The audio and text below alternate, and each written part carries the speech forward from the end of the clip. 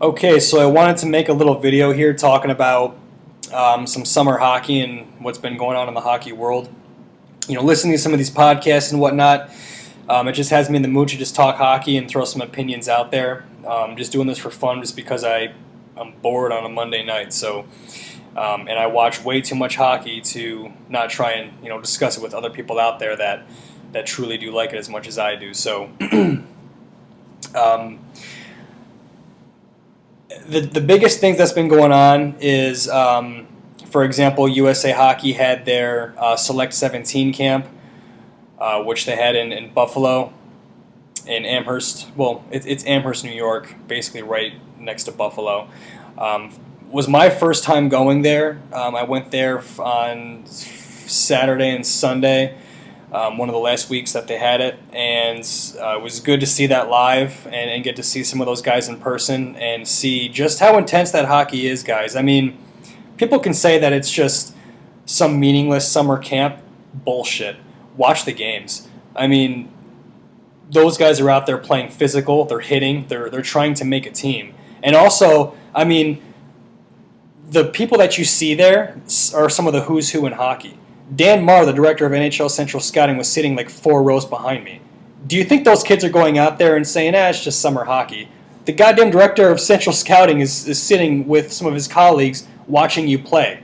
You're not going to take a single shift off.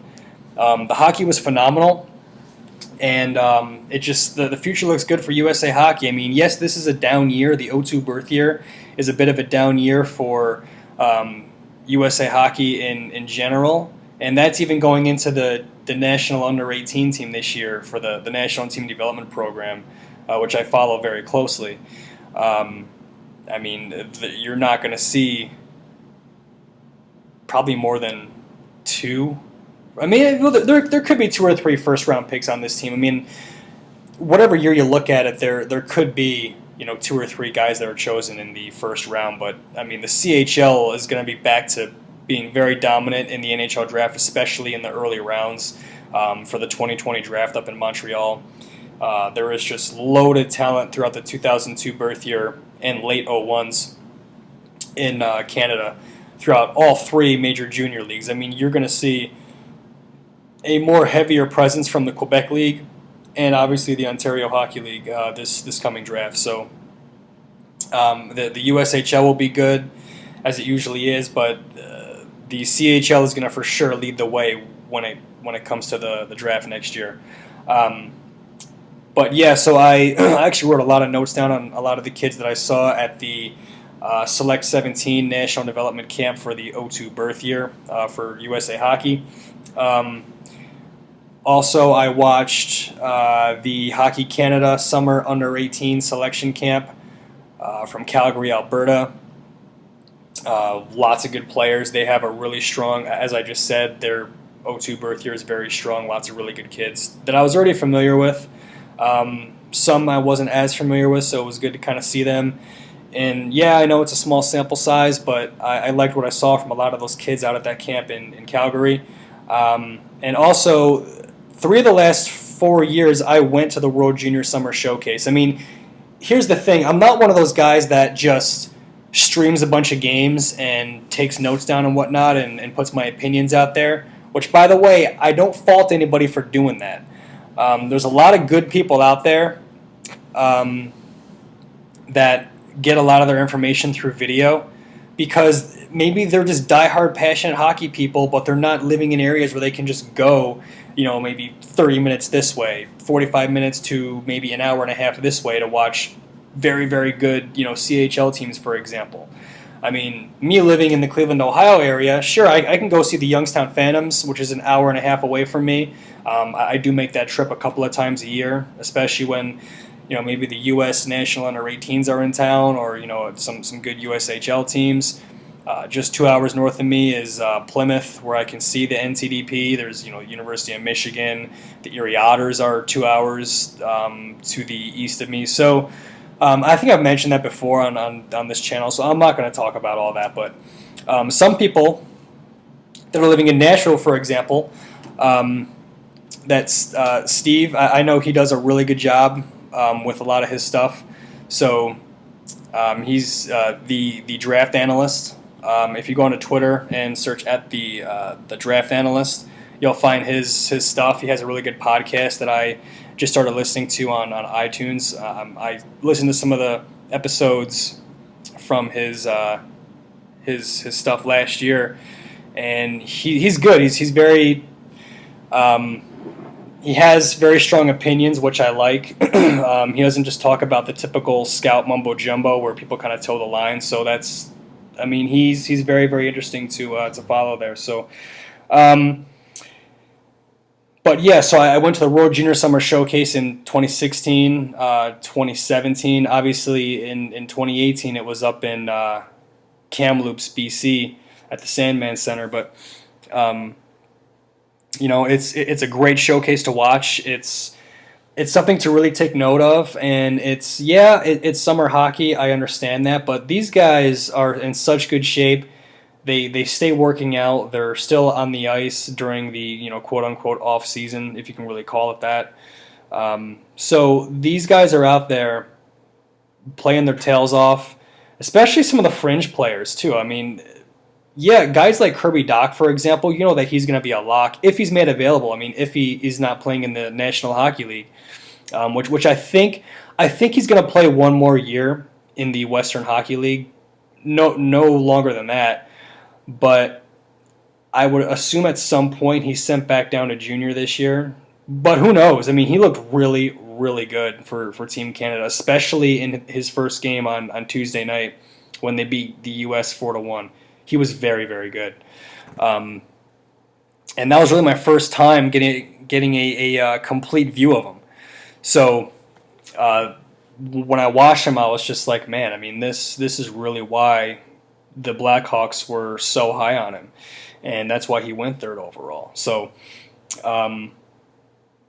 but the guys that are kind of bubble guys to make these rosters, I mean, they're all fighting for spots on this team and trying to get noticed. I mean, they already know that they're on the radar. Some of them, have competed for Hockey Canada in various levels. In fact, the majority of them have, whether it be U17, U18, whether it be the Hlinka tournament, or maybe some the World Juniors, right? But that's a few.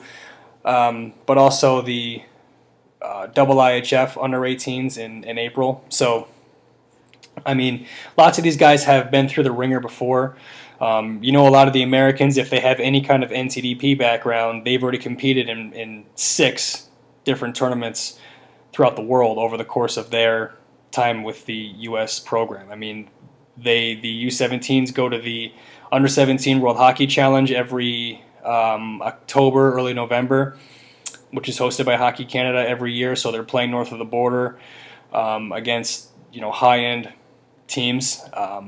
You have the U17, 4 Nations tournament or 5 Nations tournament that's held overseas. There's also one that's hosted here as well. And then as you transition to your U18 year, there's a U18 5 Nations tournament, I believe.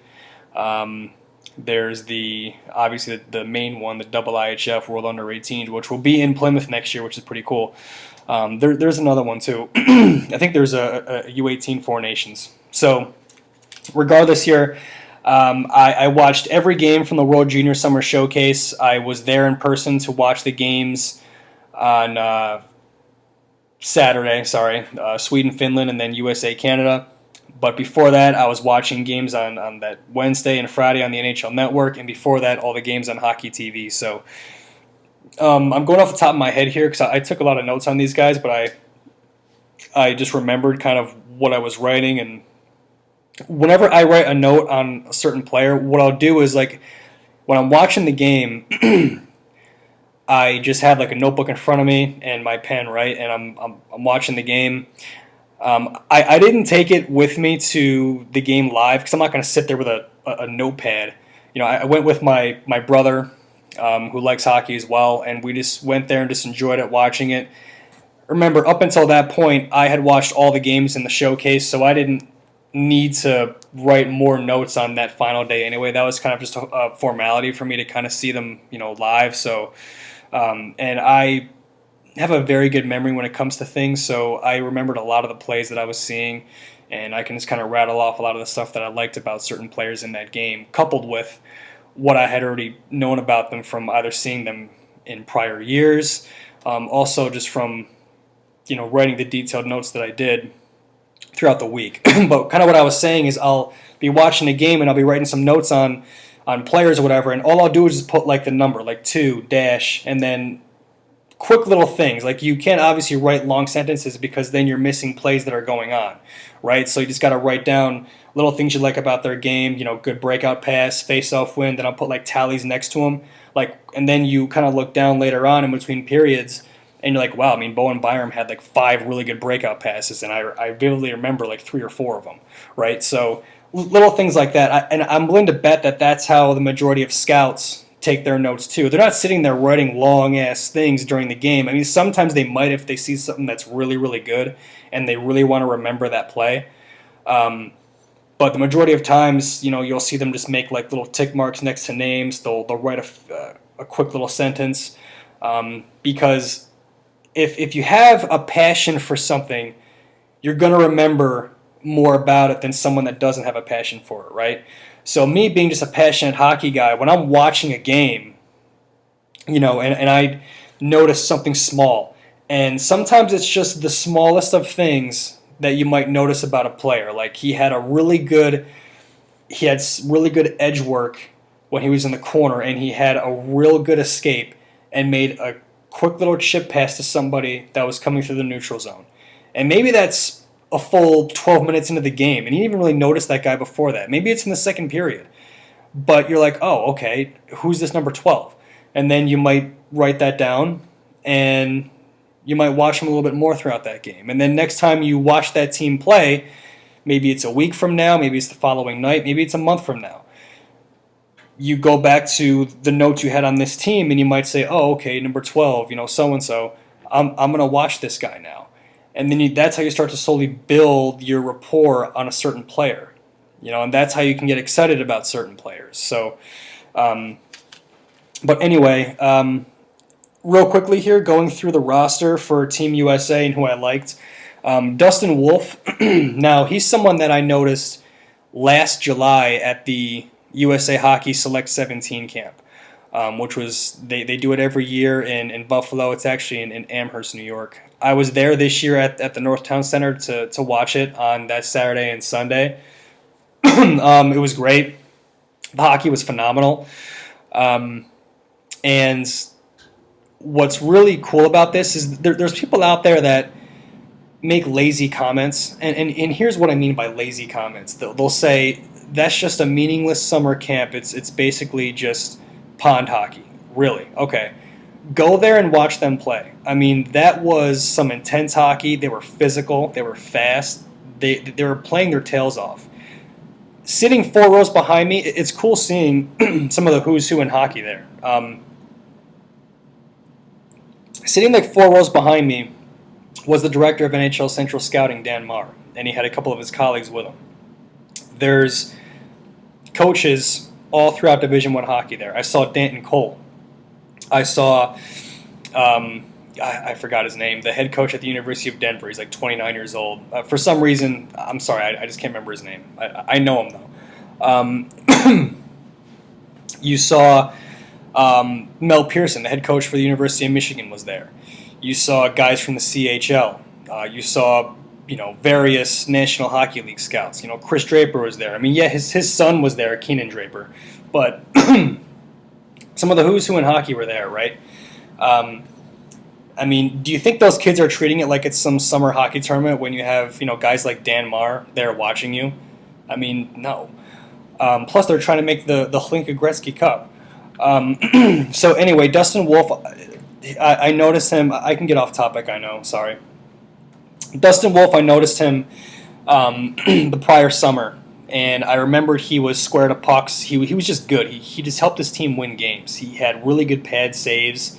Not much got by him. He was fun to watch. Plays for the Everett Silvertips in the Western Hockey League.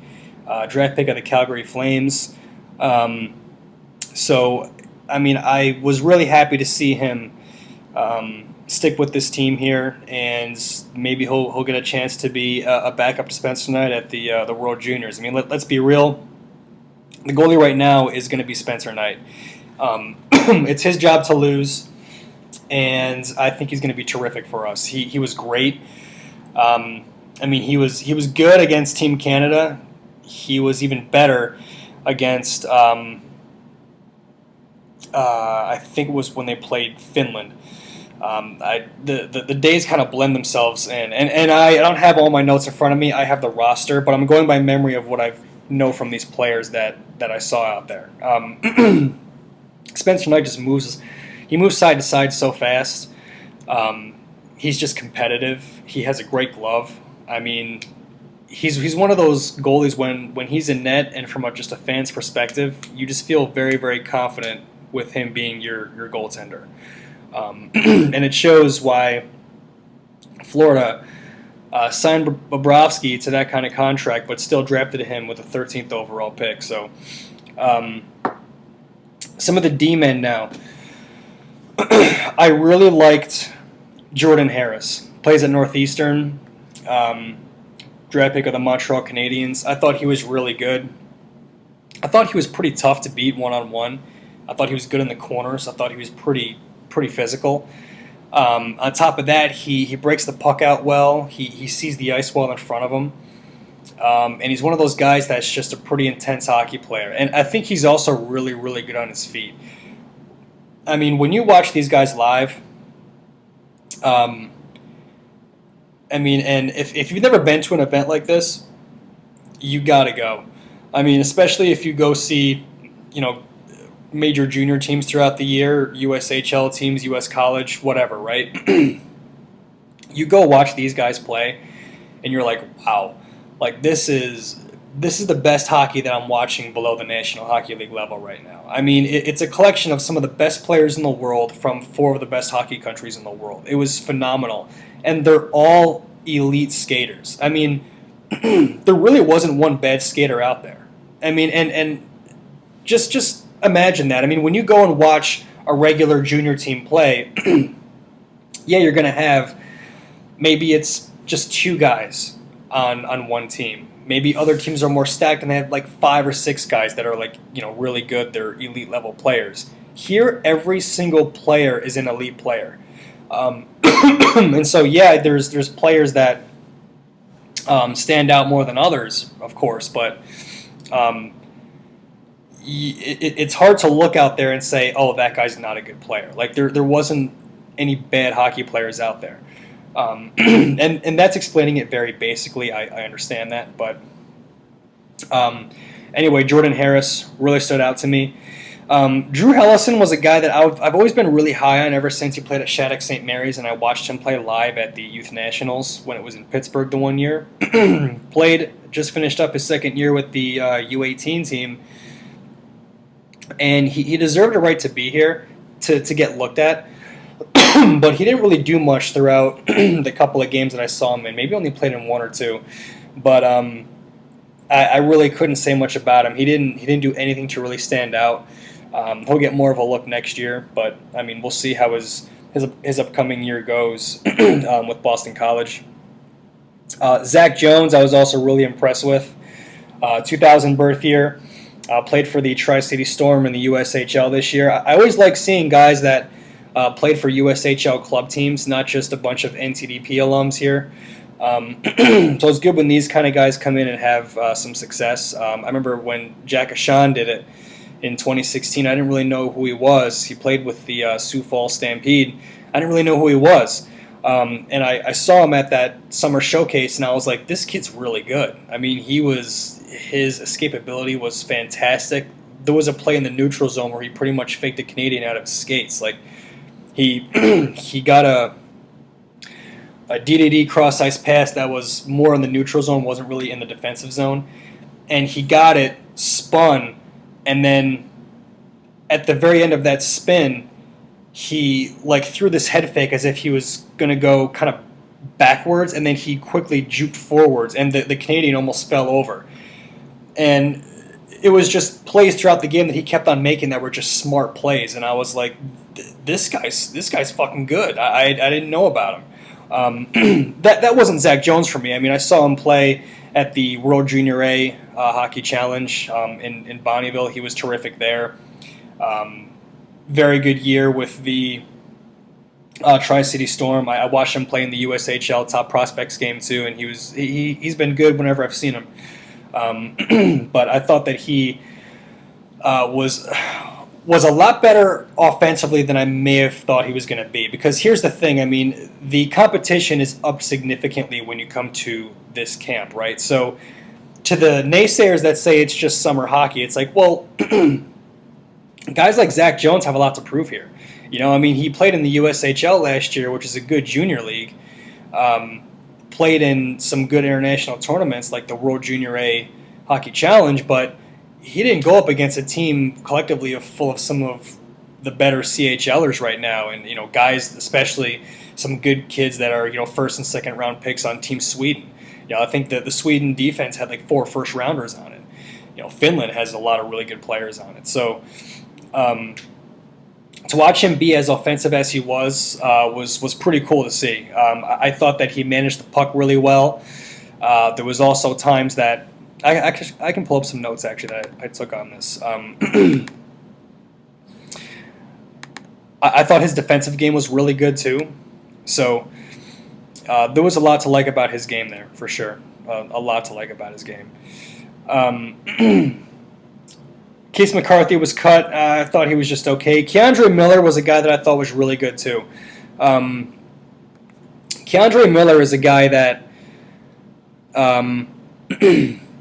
didn't play defense his whole life, but he's just a super athletic kid and a super athletic defender. He's somebody that skates very well. He plays in your face. He's physical. He steps to you really quickly. He has a really good stick.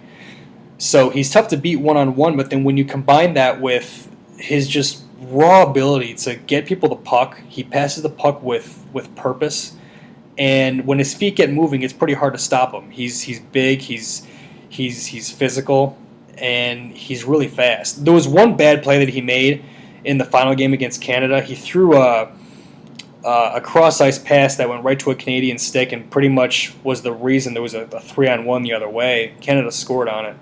And he didn't play defense on that same shift really that well either. He kind of attacked the guy with the puck and left Braden Schneider open, who made a great play, by the way. 2020 draft eligible Braden Schneider plays for the Brandon Wheat Kings, and ripped the shot past Spencer Knight that I don't even think he had time to react on. I mean, it was a fantastic goal by Braden Schneider. But that was a bad job by Keandre Miller, but he's so good. Like, I mean, he's going to make a mistake here and there. He's a returner from the team, the World Junior team last year. He's just a really good player. I liked him a lot. Bodie Wild. So here's a guy that a lot of CHL fans are going to get fired up by. I liked him here. Deservedly so. He was not one of the first rounds of cuts. I think USA Hockey is smarter than people think they are. They look at this guy and they say, "Hey, look, he's a guy that we've seen a lot. They know what he can do." I thought that he was good, even in. I mean, when I watched the Team White versus Team Blue scrimmage on the first night, he was very good there. He was good in the split squad games against Team Finland and Team Sweden. He's a guy that can quarterback a power play. He moves the puck pretty well. He can get the puck on net. I think he defends decently, but the hallmark of his game is how he can help you on offense and move the puck, see the offensive zone. One thing I'll say is when he played, I swear, if he played against Canada, I didn't even notice him. Sometimes he can be invisible out there against really, really good competition. Like, I'm saying, when the whole team he's facing, top to bottom, is elite. But he also can be decent in certain areas. So I'm glad that he got extra looks here. He's going to get a long look in December. But don't just view what he does in Saginaw as the end-all be-all. He has to come to camp in December and prove it there. He's probably going to play in both pre-tournament games before cuts are made.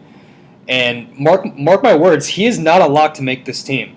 There's guys that I have potentially for sure ahead of him. I mean, I think Zach Jones and Jordan Harris are two that might be for sure ahead of Bodie Wild. And it's not because they play U.S. college. I'm a fan of the Canadian Hockey League. I love going to CHL games. My favorite team, I hate to admit it, is the Flint Firebirds. I used to be a diehard Whaler fan, and I follow them into Flint now. I watch all of their games. I get the Flint Firebirds season package on OHL Livestream and watch all of their games. But I'm telling you, and they play Saginaw freaking 8 times a year, so I have a good book on Bodie Wild. He's good. But, I mean, this decor is pretty good. I mean, it's going to be tough to have a prominent role. And there's like 4 other guys that can play the same role that he can on this team. Matthew Boldy I thought was great. He's a guy that just is a big frame and skates so well for how big he is. I mean, he's 6'2", 192 pounds or so. He's going to BC next year. Drafted by the Minnesota Wild in the first round, obviously, and he's very creative with the puck too. He's a guy that can just find space. He gets guys the puck. I mean, he creates space when he enters the zone. He gets scoring chances for himself. There was one play, and I have my notes open on him right now. There was a play where he pulled this spin move to control the puck and also get a really, really hard shot on goal. He didn't score on it, but just the way he did it. Think of Nolan Foote's goal that he had for Canada against Team USA on the first time they met on that Tuesday night. It was kind of a similar thing to that. Like you thought that the puck was for sure going to get lost and get knocked off his stick, but the way he corralled it and spun around and knew where the net was, and he just fired a bullet on net. Little things like that is what I noticed. Jack Drury, yeah, this guy's a returner, but based on what I saw, especially here, he's not a lock to make this team again. I think he was invisible a lot throughout games, especially when you're going to be someone that's a forward and could be taking faceoffs too. I thought he was just okay on the draws. Was a guy that, I mean, yeah, sure, he's good enough to play out there with those guys, but, I mean, there could be some first-time kids to the World Juniors next year that could beat him out for a spot. So, John Farinacci was one of the cuts. He really didn't stand out that much here. Maybe it would have been better for him to play a full year in the USHL last year instead of going back to Dexter School. I don't know. I think he's for sure probably about a year away to make this team. Curtis Hall is a guy that I was really impressed with. I think he's made great strides, especially in his skating. He's a big-bodied kid as well. He's Boston Bruins property, 6'3", plays at Yale. A kid that I'm familiar with because he played for the Cleveland Barons U16 midget team. He's from the area, and he's a guy that I also saw play a number of times in Youngstown with the Phantoms. It's good to see him still on USA Hockey's radar. He's a guy that didn't go the National Team Development Program route. I mean, if he was an NTDP alum, people would be saying that he's the, quote-unquote national team good soldier, right? Someone that just because he's a former U18 product from the program, they're just going to keep on giving him shots when they probably shouldn't. But he's a guy that went the USHL route and played for a regular USHL club team now at Yale. And I think he's doing what's necessary to make himself better and get noticed here. I think his hands got a lot better.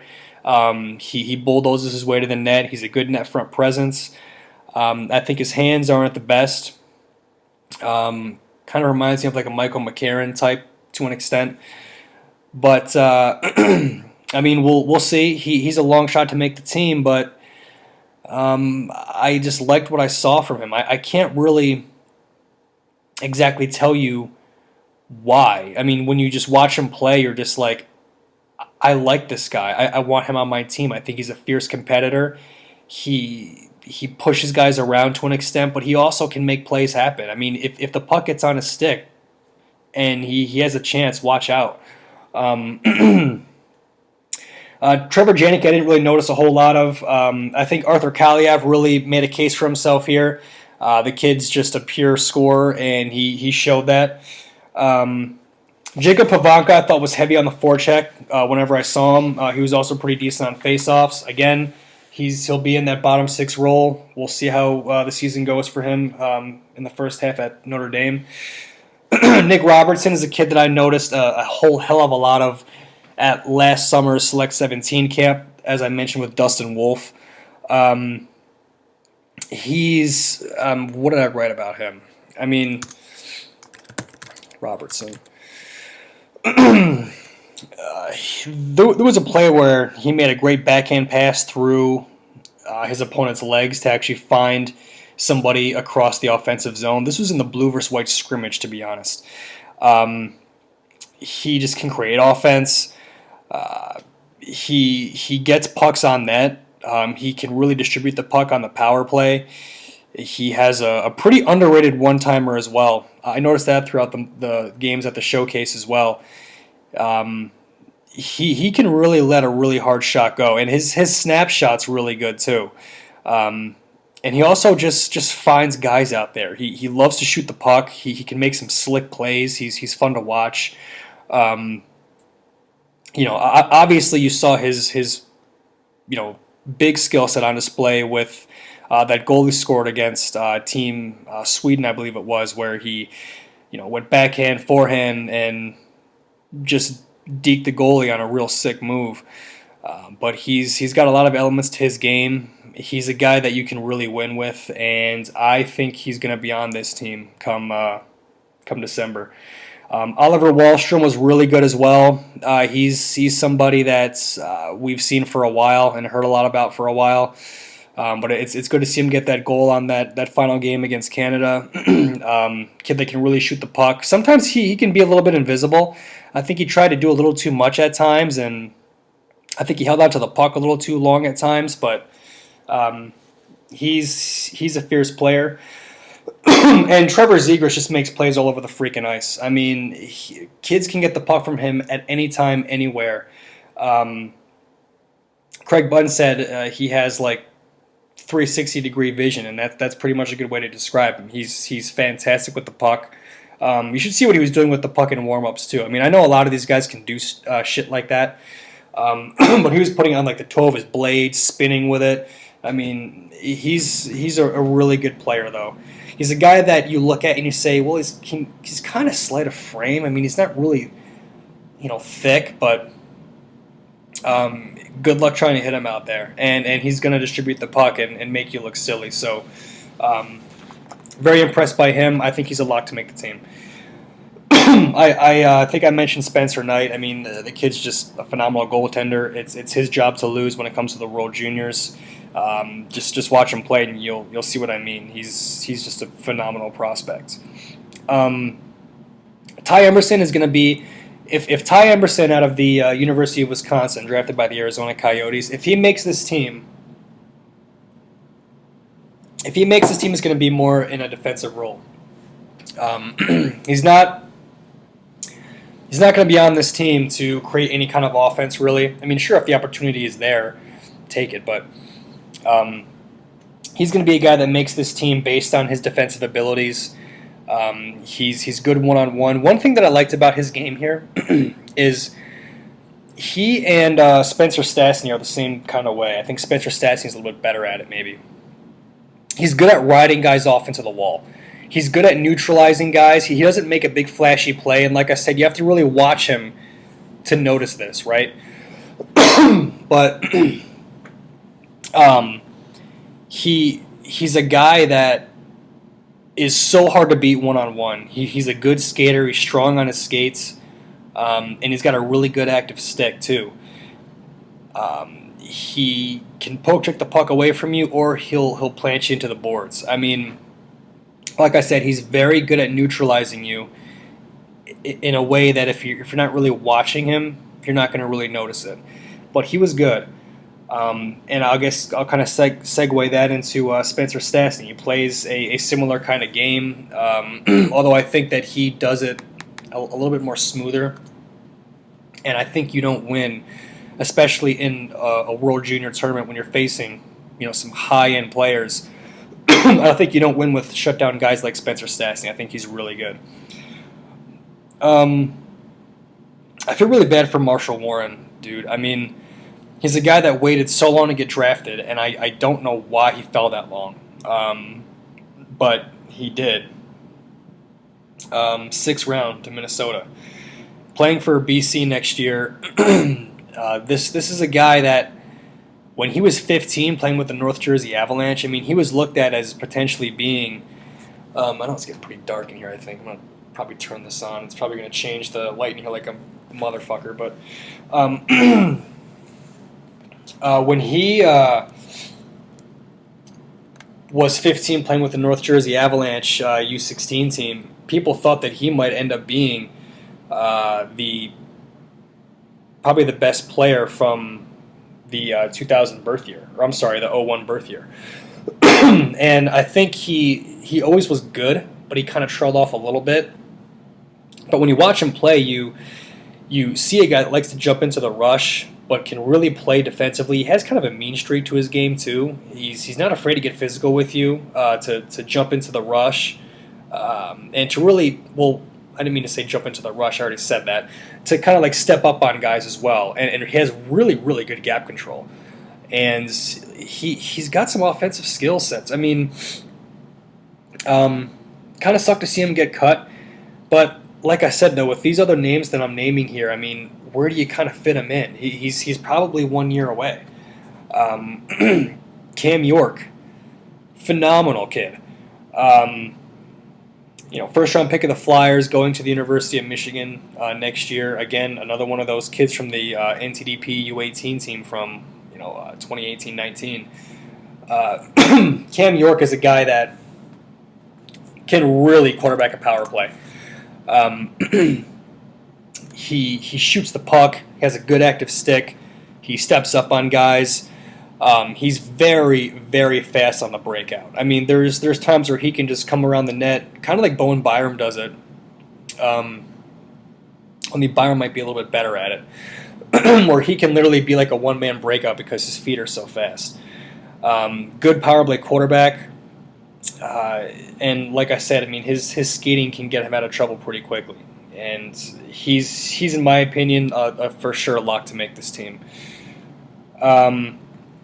Matthias Samuelsson, he's someone that's obviously a big guy. I mean, he's 6'4", plays at Western Michigan, and he's going to be one of the assistant captains on that team this coming year. So that shows what head coach Andy Murray thinks about him.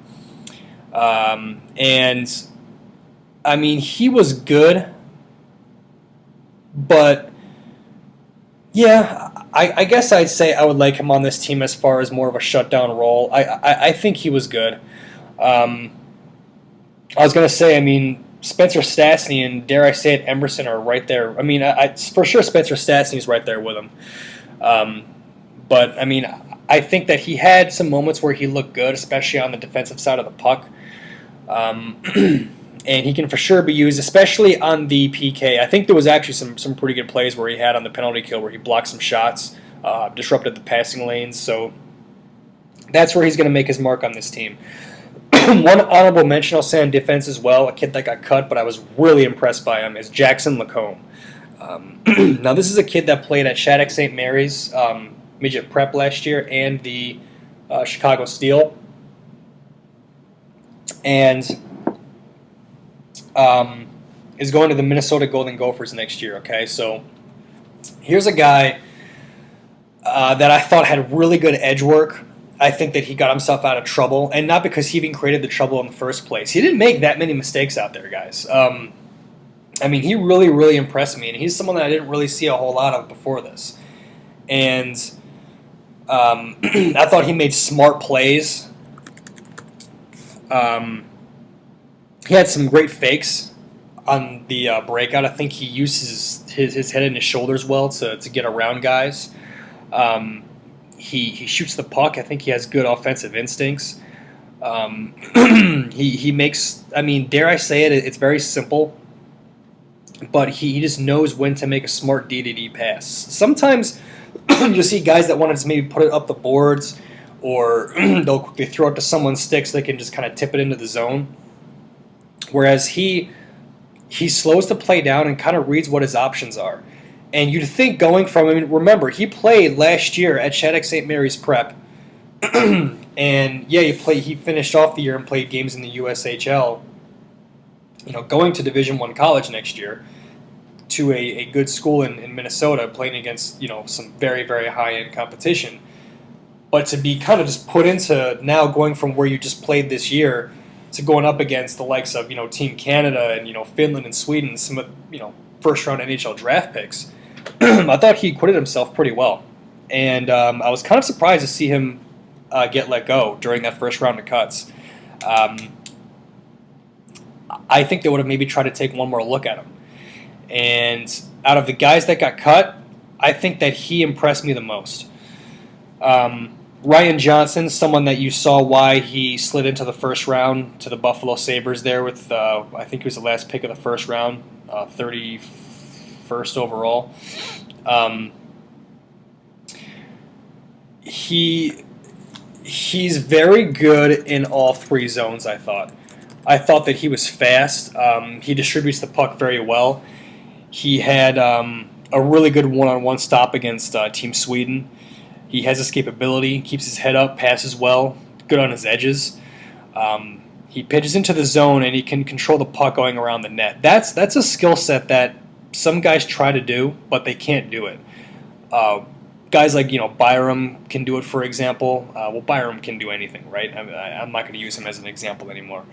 But Ryan Johnson is one of those guys that can pinch smartly, get the puck, and if there's no immediate shot on net or a good pass that he can make to distribute it, he's comfortable with taking the puck and circling the net and creating better time and space for himself. And he does it because he's so good on his feet. I thought his best game was against the Swedes. He was very good. John Beecher, going to the forwards here again. John Beecher was really, really good.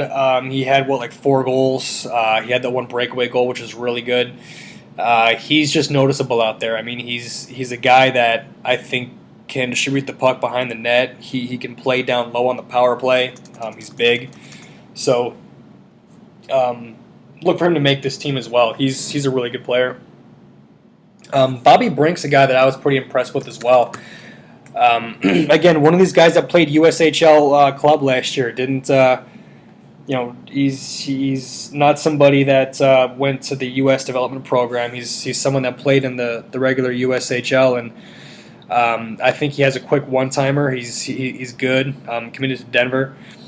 He also had a really good play too, where he had a great back check and stripped a guy with the puck in the slot. So he's a guy that really hustles out there. He's good. Think of like a different style, a different version of Cam Atkinson. That's kind of how I would compare Bobby Brink. Cole Caulfield is Cole Caulfield. I mean, he's just so good at all the things that he does on the ice. I mean, one of the things that, I'm not going to talk about his goal scoring ability because there's videos, there's comments left and right. Everyone talks about how good he is at scoring, and he can score from any angle. I'm not going to get into my thoughts on it because it'd be redundant. But he distributes the puck as good as most people that I probably saw out there. So he's a complete dual threat when he's up against you. I mean, he never shows you what he's going to do. You never know if he's going to, at the last second, put a lightning shot on net and go top shelf, or if he's going to be able to move that puck along to somebody else that can make a dangerous play as well. Or if he's going to maybe just straight up beat the guy one-on-one that's in front of him. I think there was different plays where he got to the net, and this is before the games were even televised. In some of the games he played that were the hockey TV streams in this camp, I mean, he would get towards the dangerous areas and make a quick little dish right on the tape of somebody else, where you might have thought that he was going to just try and roof it. And so you don't know. I mean, you literally don't know what he's about to do, and he's so fast at it and so deceptive that, I mean, you really can't defend him. Um, Joel Farabee. Joel Farabee's a great player. I hope he commits to my Flint Firebirds. I mean, he is now signed with the Philadelphia Flyers, so if he doesn't make it, well, actually, no. He could obviously go to the AHL. I didn't think about that because he's drafted out of the National Team Development Program. So he's a guy that I would love to see play for my Firebirds in the OHL. But I doubt he's going to want to go there, especially to Flint. But he was just really, really good. He's a guy that you just win with. He hounds the puck. He can also shield the puck very well. Sometimes I think one of the things I wrote down is he hangs on to the puck a little bit too long sometimes, but it works for him because he can at that last second get the puck to somebody. It might sometimes look a little bit sloppy, but he does it. And that's one of the things that I like about his game. I mean, if you watch him, you'll notice that. There was a play that he made on Lucas Raymond, who, as we know, is a really, really good prospect for the draft for Team Sweden. Going to be probably one of the top 3 players chosen. He had a really good stick check on him. He actually took the puck from him in the game when they played Sweden, and it was late in the game. I can't remember if this was the game that I think they were defending the lead on him. And this wasn't one of the games that was on TSN and the NHL Network. But he had like this strip of so Raymond came in and Farabee stepped to him immediately and had a quick little stick check on him, took the puck from him, and just got the puck harmlessly down the ice in the dying moments of the game. And little plays like that is what you kind of notice because your eyes are flocking to Lucas Raymond, and when you see him get pressured like that one-on-one and someone just quickly takes the puck from him like that, then you say, who was that just made that play on him? And sure enough, it wasn't a D-man, it was a forward in Joel Farabee. So little things like that I noticed from him as well. Parker Ford, he's 2020 draft eligible. He's a guy that I don't know is ever going to really make the World Juniors. Well, actually, I don't think he's going to because he's a 2000. And, yeah, he's still 2020 draft eligible, but this World Junior is for, kids 2000 and younger. So next year I think he's going to be birth yeared out of the tournament. And I just don't see him making it. I think there's too much skill and talent ahead of him that he'd have to leap over, and he didn't really do enough to really stand out there. I mean, it was good that he got an invite and he got to play out here, but he just didn't do enough. I think he has to get quicker in certain areas, and going to college, for a couple of years is certainly going to help out with that. John Gruden, I thought was really, really good. Now, he's going to the London Knights this coming year. He's leaving Miami. I mean, you can't blame him, right? I mean, Miami's a dumpster fire right now, although they do have some good guys coming. Miami's very, very good at recruiting. I just had to update my notes here from Miami to London. There's plays where he's not afraid to try and split the D. He makes good passes behind the net. Was very noticeable in the game against Sweden. He can make pretty slick passes. And then I followed that note up with he makes passes actually all over the ice. He's always trying to make things happen. And I think he's a guy that really passes the puck with pace, and he plays meaningful hockey. And I liked what I saw from him, and I'm really excited to see what he can do in London. I thought that Owen Lindmark was just good. I can't really say much about him.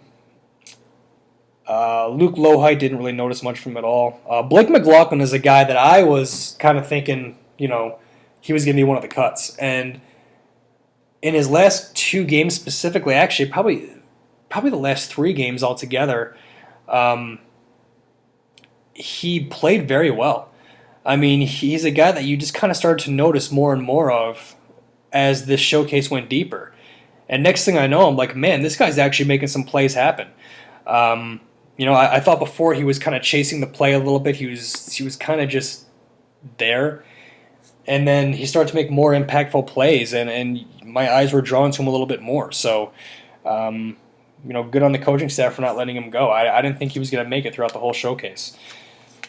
Shane Pinto was all right. Alex Turcotte, very, very good. He's a guy that's kind of like a Trevor Zegras, only Zegras, I think, makes better passes than Turcotte does. I mean, Zegras is phenomenal with his distribution.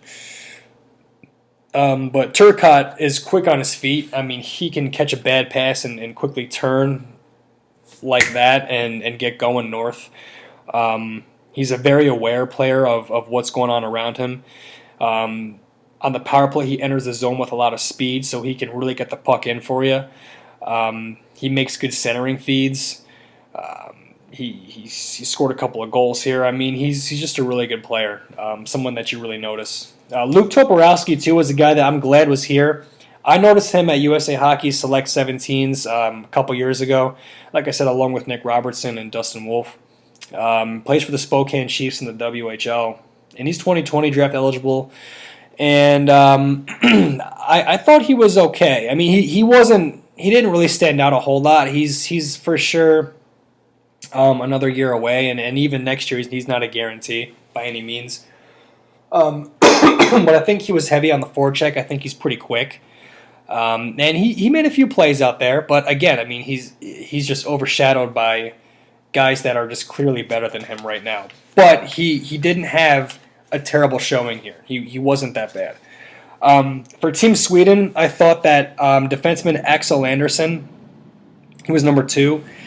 I thought he actually did very, very well as far as breaking the puck out. I think he passes the puck very well with a lot of pace. He makes quick ups, gets it tape to tape. He's got a good stick. I thought that he was very noticeable. Tobias Bjornfoot, I thought maybe he was going to be a little bit better than he was. But I guess he's more of a defensive type defenseman to an extent. And I thought that he made a few good plays out there. You could see why for sure he was, teams were high on him and the LA Kings took him. But I thought there was actually one play. There was one play that I remember that he did get the puck, and you really saw how fast his feet were. He got the puck in the neutral zone and kind of did like a sideways stutter step to get around somebody. And he kind of pulled one of these where he cut at some kind of angle towards the benches and then saw a quick lane, and he just flew down the ice and got the puck into the zone and actually got a pretty good shot on goal. Just one play, and it wasn't even in the first game that he played. That's when I really noticed him, and I was like, okay, it's moments like that the scouts notice, okay, this guy has a skill set that you really can't ignore. We got to take a harder look at him. And he was good. Jacob Bonison, who is 2020 draft eligible, I thought was really good. I thought that he actually broke the puck out really well. He's somebody that has a good active stick. He moves the puck with a lot of pace. He passes the puck really hard. He plays a pretty fearless game, too. I think he's somebody that probably is going to end up being, dare I say, a second or third round pick. And I think whoever gets him is going to have a pretty good player on their hands in probably 3 years' time. I mean, he has an outside shot of probably making this team. I thought he was good. Niels Lundqvist got hurt, I think, in the first game, so I didn't really get to see too much of him. Philip Johansson was good, property of the Minnesota Wild from 2018. I thought he was a good player. He likes to jump into the rush, likes to try and create offense. Typical Swedish defender. I mean, he was good. Philip Broberg was the best defenseman for Team Sweden and one of the best defensemen there. The way that he gains speed through the neutral zone is probably the best that was there. I mean, he was so good. We actually my brother and I sat for the third period of Sweden and Finland in the corner behind Finland's net. And there was a play that he got the puck from like a DDD pass on the far blue line, and he knew what he was doing with it right away. He got the puck on his stick and in one motion transitioned that to going to offense, and it seemed like in like 5 strides he was already approaching the hash mark. I mean, I looked at my brother at one point and I was like, did you just see that? Like how quick and powerful his feet are when he gets going? I mean, he was so good. He's got good hands. He can almost create breakaways from how good he is with his feet. And he also defends really well. I think he has good vision. He passes the puck very well. He's just such a high-end player. You really saw why people were high on him. And again, I mean, I saw how good he was at the Hlinka Gretzky Cup in Edmonton last year. He makes, I forgot to mention this too, he makes plays where he gets the puck at the blue line and he'll kind of act like he's sliding, to get around somebody, and then he'll, at the last second, cut this way. I mean, it's a play that you see a lot of defensemen make or try to make, but he does it with success almost every single time. I noticed that at the Hlinka Gretzky last year, and he did it this year as well. And also number 4, Adam Ginning. It's Ginning, not Ginning. He is a Philadelphia Flyers second-round pick. He shoots the puck very, very hard. He let a few one-timers go that really you took notice of. I think his wrist shot is equally as effective. Because he's one of these modern defensemen that can let a hard wrist shot go and doesn't have to take a big clap bomb. He was good. Marcus Karlberg, Blue Jackets pick. He had a shitload of speed, but didn't really do much else. Alexander Holtz and Lucas Raymond. Might as well just say it. They're 2 of some of the top prospects eligible for the draft. Lucas Raymond is a kid that I think plays with a little bit more of an exciting style. He has more of that bring you out of your seat capability, whereas Alexander Holtz, I feel like with the way he plays the game, people all say he's more of a shooter, which I guess is true, but I think he's just an all-around good player as far as puck distribution, trying to find lanes. He really, really drives the center lane. I think he drives to make. He has that desire to get himself into the most elite scoring chances possible, and not that Lucas Raymond doesn't. But I think Lucas Raymond is more of a guy where you don't know what he's going to do next, or he's just so fast and so quick with his mind and his feet and his hands that it's like, go ahead and try and stop me. I'm going to get by you. Both guys were great. They made impact plays whenever they were on the ice. And I think I would give, if I was drafting somebody right now, I'm picking Lucas Raymond. I think that Lucas Raymond is a better player than Alexander Holtz. And a guy that I would for sure want on my team to try and create as much offense as possible, because he for sure can do it. Samuel Fagemo built as the tournament went on. He had a hat trick in the last game against Team Finland, and he's a guy that you didn't really notice a whole lot of out there, but in that final game, he made himself available at the right times, and he's just a guy that really took the game on his shoulders and really showed what he can do, especially in that last game. And you could see why the Kings took him in the second round. So there's Bjornfoot and then Samuel Fagemo that they have. Oh, and they have Alex Turcotte as well. Not looking bad.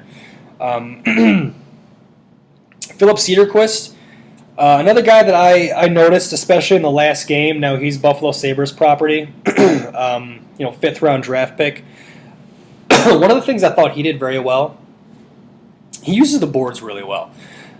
He's a guy that made a lot of clever plays to get the puck back to the point. He's a guy that can twist and turn along the half wall to try and create space and opportunities for his teammates. That's one thing that I really liked about his game that I took note of. Philip Hollander, I can't really comment on him. I know he's a good player, though. Carl Henriksen, I thought he was all right. I like what I saw from him. Number 23, Albin Eriksson, the Dallas Stars draft pick. Had a really good like semi-breakaway goal in that last game against Finland. Showed his skill with the move that he made there on the netminder. um, yeah, he was pretty good, pretty noticeable. Jonathan Berggren, Red Wings property, was all right. David Gustafson, I thought, was noticeable out there, making a lot of plays happen. He was a guy that was just all over the ice. He gets the dirty areas. He was good. And Jacob Olofsson, he was good too. But for sure, the main guys that I'd take away from Team Sweden is Broberg on defense. He literally makes everybody on the ice better, and he can be like a fourth forward for you out there. I thought that Ginning had a lot of moments where he was good. And number 2, Axel Anderson. Watch this guy come World Junior time. I think he's going to make their team. He's very good. Very, very good on the breakout. Defends well. Watch for that guy. And also, obviously, Holtz and Raymond, 2 very, very dynamic players that can just shred a team. Philip Cederquist for a depth role type player. Marcus Karlberg for his speed, but he has to show finishing ability throughout this year if I would give him a for sure shot on this team. And I thought Albin Eriksson played well, as well as David Gustafson. Were all guys that really stood out for them. Okay, so Canada, their goaltending situation's kind of up in the air. I thought that Kevin Ball is a guy that is big and physical, and he can really punish people. But I thought that he had some pretty good hands and some really good breakouts as well. So that aspect of his game really impressed me. I thought Kalen Addison's best game was against the U.S. in the final game. I thought that he was pretty impactful in all 3 zones. I thought that he did a really good job. Justin Barron, I thought his best game was kind of like Kirby Doc's. His best game was on that Tuesday, their first game of the tournament against Team USA when they won 4-0. He's a guy that kind of like Bowen Byram to an extent, and also Cam York. He can literally, his feet alone can break the puck out. I mean, he had a few plays where he like went around the net and used the net almost as like an extra defense from the forechecker. And he literally just was able to cut around the net like that and just take off right up the ice. Very fast with his feet, physical. He can step up and lay the body on guys.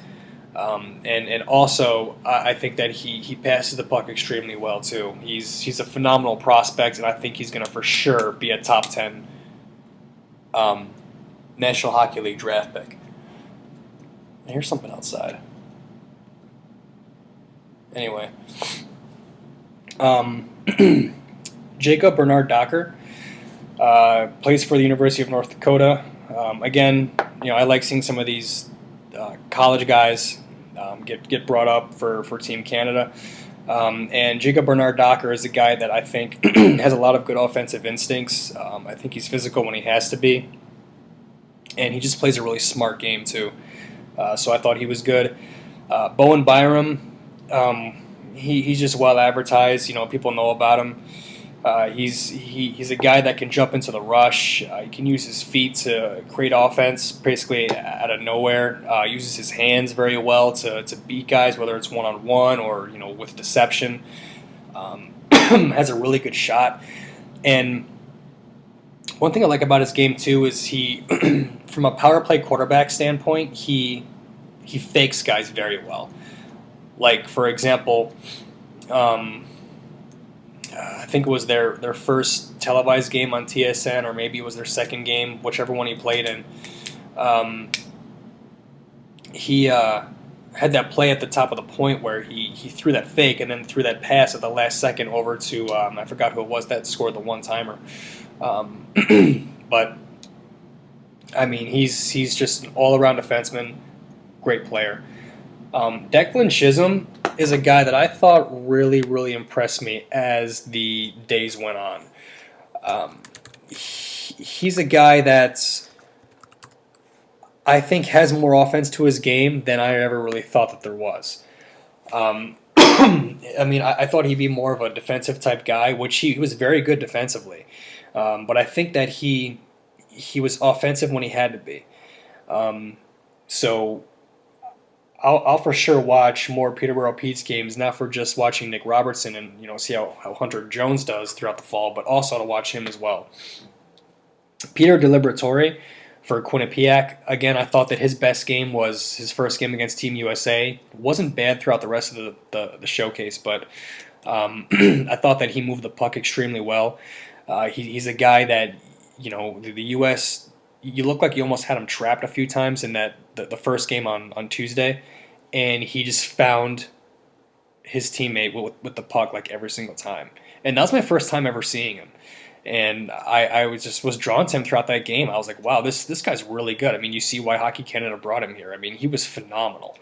But again, that's a small sample size, but he was good. Thomas Harley, or as the owner of the Dallas Stars likes to say, Harley Thomas from the NHL draft.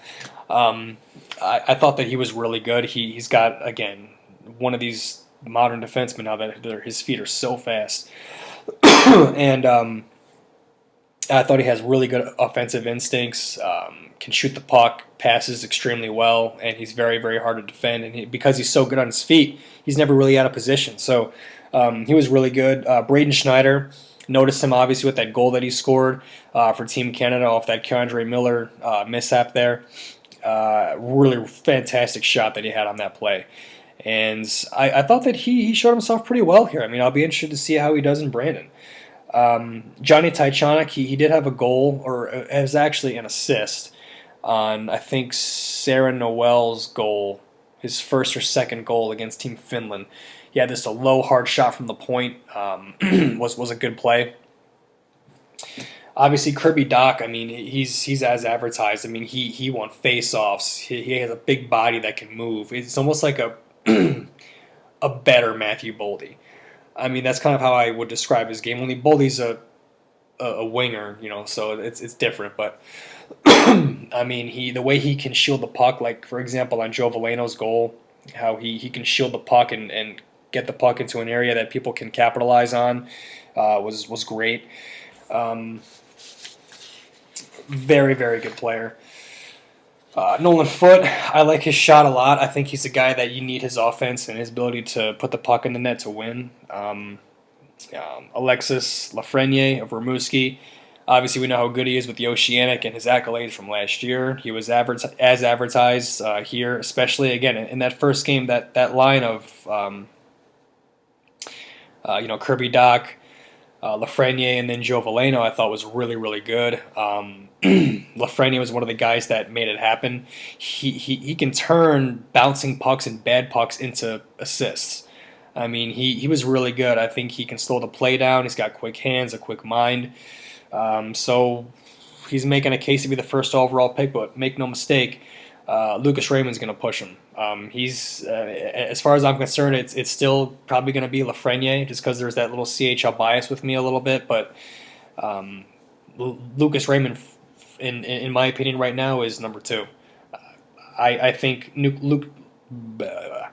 Lucas Raymond is probably the best draft eligible prospect that was overall, like game by game, shift by shift. I think he was the best 2020 prospect there. Joe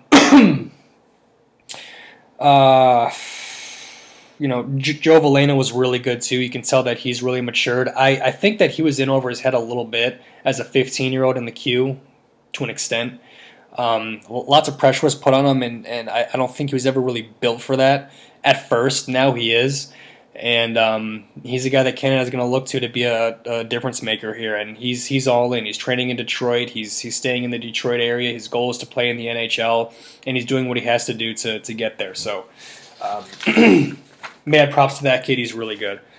Now, Team Finland here. I thought that Jesper Patrickinen was probably their best goalie, 2020 draft eligible. He might be the next goalie taken behind Yaroslav Askarov of Team Russia. He was good. Santeri Salmela, think of him as a lesser version of Axel Andersson for Team Sweden here. Really good breakout, really good puck mover, just not at Axel Andersson's level, but he's 2020 eligible. He'll be good. Ville Heinola, kind of like a Tobias Bjornfoot to an extent. You don't really notice him until you really watch for him, but he does all the little things right and he makes really good passes. Um, Antoni Honka was phenomenal, especially in their last game against Team Sweden. Antoni Honka is one of those guys that passes the puck with such fury and such pace, and it's so goddamn fast.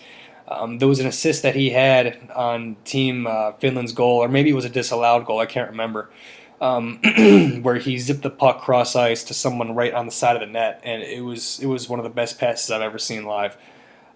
He's got a great one-timer, scored a couple of goals here. He's good defensively. He's so fast. He closes the gap real quick. Nothing to not like about his game. He's very, very good. Kim Nuusinen, drafted by the Kings in the 4th round. I thought he was really good too. I thought he was good on both sides of the puck. He was really good offensively. The Kings have a good prospect in him. Lassie Thompson, he's going back to play in the Liga this year for Ilves, leaving Kelowna. Same reasons as Broberg. He just wants to play against men. He thinks it's better for his overall development. Plus, the competition's good there too. He'll be playing against good players. I thought that he was very good defensively. He's quick. One of these puck-moving defensemen. And he's a guy that is very hard to beat one-on-one, and he's not afraid to be physical with you behind the net too. Is what I liked about him. Toni Uutinen, he's got a really good deceptive shot from the point. He gets pucks through, as you saw in he scored the first goal against Team Canada on Wednesday afternoon. And he's also a good player. Number 10, Emil Ehrholz, 2020 draft prospect. Had 2 goals against Team USA, White, the first day of the tournament. 2 pretty skillful goals, too. One, he cut in and made a really good move on Drew DeRitter. He's a guy that kind of decelerated as the showcase went on, but I thought that he was overall pretty good. Number 13, Otto Kivenmäki, Detroit Red Wings prospect. He's got hands, and he is very, very slick and deceptive on the power play. But I just don't know if he did enough to really be a difference maker throughout the whole week. Number 14, Anton Lundell, is a guy that you didn't get to really see much of. Jonas Odin, number 15, is a guy that I think a lot of scouts had circled on their books leaving the showcase. I think a lot of people didn't really know who this guy was. I didn't either. And he plays a power forward type game, but he has skill. He's got speed. He's got size. He's got hands. He's got a shot. He cuts up the ice and through the neutral zone very effortlessly. I mean, he's so good. As the showcase went on, I was like, man, this guy's one to watch. I'll guarantee you that guy is on every single scout's radar for this year now after his performance here. Remember that name, Jonas Odin. Plays for Kuku in Liga. Dare I say it, he might be a late first-round pick. He was that good here. Patrick Puistola, good player, Carolina Hurricanes prospect. I wanted to see more of him here. I don't even know if he got hurt or something. I mean, I didn't really notice him a lot. Sampo Ranta. This guy was the last cut from Team Finland last year, plays for Minnesota in U.S. college hockey. He made a case to almost play himself onto the team here. I mean, I know that he's got to do well at Minnesota. I know that this isn't the end-all, be-all. But he really, really impressed. He has a shitload of speed. He can score. He had, I think, a couple of goals against Team USA in their victory over Team USA 6-5. I mean, he was really, really good here. I think he played very, very well. Who else can I say about Team Finland? Mikko Petman was all right. I mean, basically the whole thing here was just a great showcase, great tournament. To kind of segue into the Hlinka Gretzky here, it sucks living in the States. I can't watch anything from this. I mean, TSN geo-blocks their games on demand. I'm at work during the day. These games aren't available really in archives anywhere. There's a stupid proxy, so you can't watch any of them. there's a Slovakian IP proxy, so I can't watch any of the U.S. games from their group. Um, and the NHL Network here for some stupid reason isn't showing it. They'd rather show freaking National Hockey League playoff games from last May throughout the morning than showing some live, hockey from prospects that are going to be drafted in 2020. It's freaking ridiculous. Um, at least show the semifinals and the gold and bronze medal games like you did last year. I mean, Jesus, it's just stupid. But hey, I mean that's the way it goes. So I can't really comment on it. I hope that, I mean, next year when it comes back to North America, they'll probably have some kind of streaming service for it. But I mean, it's kind of bullshit that you can't, watch it now. So yeah, that's kind of it. I went way too long, but if you want to hear about some prospects, and you got some time to kill or whatever, just put this on. You don't got to look at my ugly mug. Just kind of listen to what I'm saying here and go from there. Lots of people are starting to try to put their thoughts out with prospects and draft stuff now. I don't know if it's something I'm going to keep on doing. We'll see, but. That's it. I think I'm gonna, make some food here and kind of relax, get caught up on some, Hlinka Gretzky stuff, but that's my thoughts from the World Junior Summer Showcase. Most of that was just off the top of my head. I looked at some notes here and there, but I'm just a hockey nut, so I'm trying to make something happen. So, all right, see you.